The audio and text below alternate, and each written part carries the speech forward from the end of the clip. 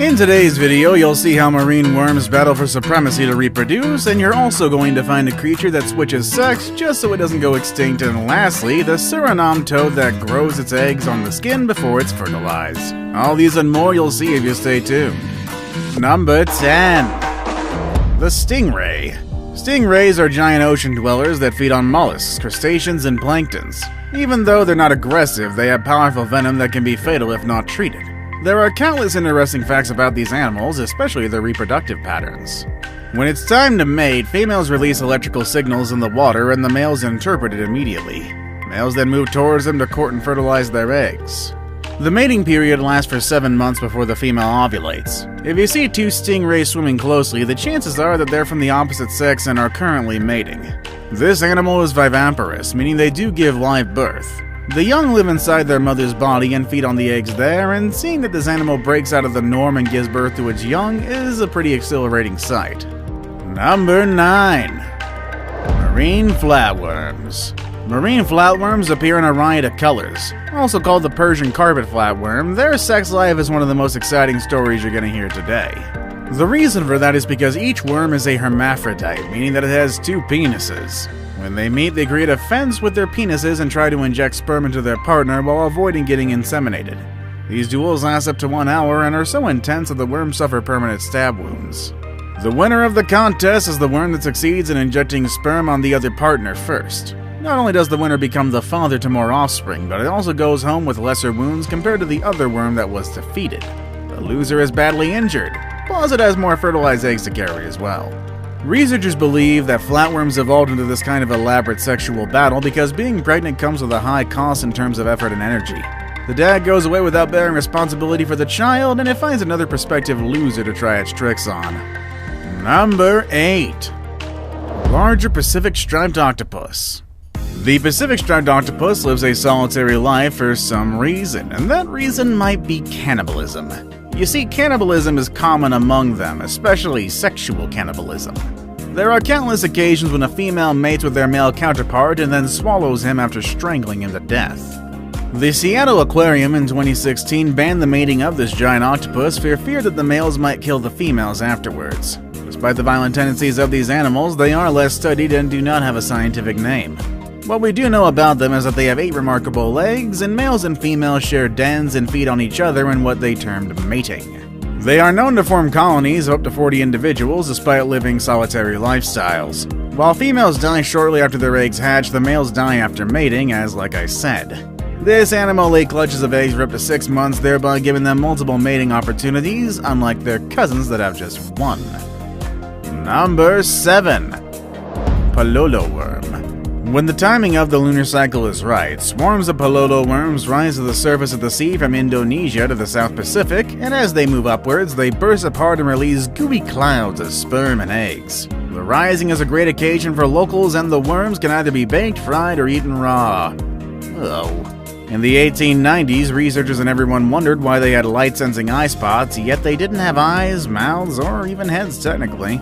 Apparently, the part of the worm that participates in the annual ritual of rising to the surface of the water is not all there is.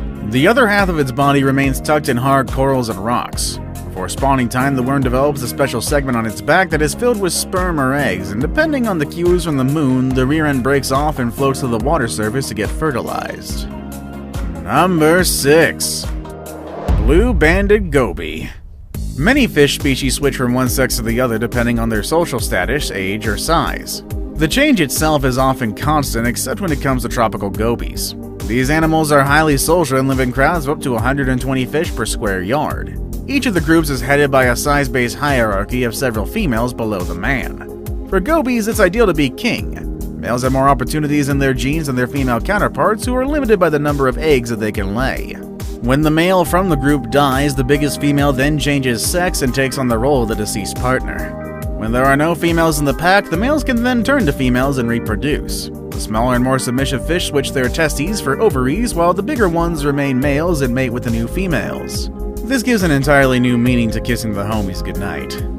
The sexual shape-shifting seems like overkill since a male fish can swim off searching for a female, but blue-banded gobies are known to be territorial. They pose fierce competition on coral reefs where real estate is a premium. They often compete for the small nooks that keep them safe from predators. For this fish species, it's actually easier to change their sex than find a new home, which in itself is hilarious, but a little depressing actually. Number 5. The seahorse.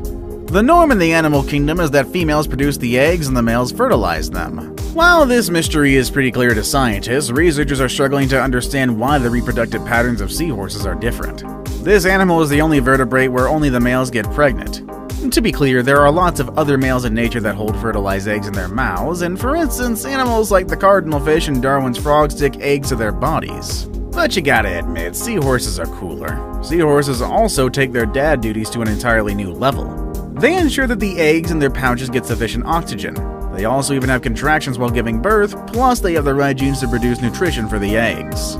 While hundreds of fish species change their sex, this one does not. It remains consistent from start to finish, and what's even more amazing is that they make male pregnancy look easy, such that the females may actually be jealous about this. Number 4. The cuckoo catfish. Moving on from parental goodism, let's go to a horrifying monstrosity called the cuckoo catfish, who engages in a horrific game of cannibalism before it gives birth to its child. It houses its egg in its mouth and would swim over and lay it in the mouth of a cichlid for her to carry. When this happens, the male cichlid swims to fertilize what he believes are the female's eggs. Sadly though, he has been tricked, bamboozled, and then killed. The parental pair then swim away to resume breeding without minding their young ones. All of this drama happens within a few seconds. This is because the cuckoo eggs hatch faster than the cichlids, and newborns often eat the cichlid's eggs. When the female cichlid returns with a mouth filled with sperm to fertilize her eggs, they're either gone or have diminished in number. It then quickly scoops up the eggs of her brood, including the catfish's eggs in her mouth. The host eggs take about 7 days to hatch, while the young catfish hatches between 2 to 4 days. Number 3. Cichlids. Cichlids belong to the fish family called Cichlidae, which include angelfish and tilapia. When it's time for reproduction, the male puts the fertilized eggs in his mouth, which is where it stays until hatching. This process is called mouth brooding.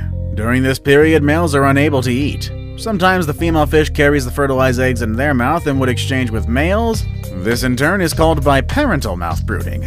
Most fish born using this method are often underweight at first, but with time they begin to grow normally. Cichlids are very protective of their spawning territory. If you plan to get this sea creature, it's important to know that they would need a special tank, as they may frustrate the lives of other fish when they're spawning. Also, on top of that, males are not responsible for carrying and raising their young. Heck, they may even eat their babies if they're around them enough. Number 2. Right whale. Even though the blue whale is larger than the right whale, they're a force to reckon with in the ocean when it comes to size. Males have the largest testicles of any living creature on the planet, and each of them weighs a whopping 500 kilos.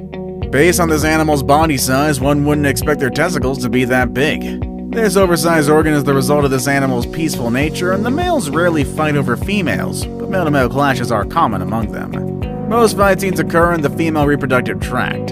Female right whales are promiscuous and are said to flirt with over 40 suitors. They only give birth to calves every few years, therefore the result of unprotected sex is not an unwanted pregnancy. Since males are faced with the opportunity to become fathers, they have evolved to release large quantities of sperm. The more sperm they produce, the better the chances of it passing to another gene. Number 1. The Suriname toad. Unlike most toads in the animal kingdom, the Suriname toad has an unusual reproduction mechanism. Males call females by making a clicking sound underwater.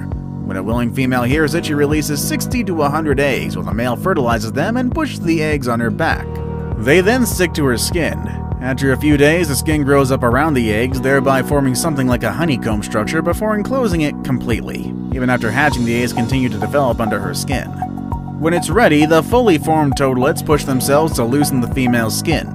The pocket on her back gradually reveals her feet and snouts. When the time is right, it pops out of the hole and heads to the surface of the water to breathe and start life.